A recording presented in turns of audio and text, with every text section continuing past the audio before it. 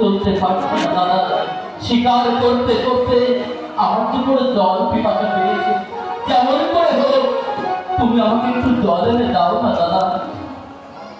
একটু বলছো ভাই কাঁদছ, এই কবি বাংলার ভিতরে আমি কোথায় পাবো তোমার সারা সম্মান?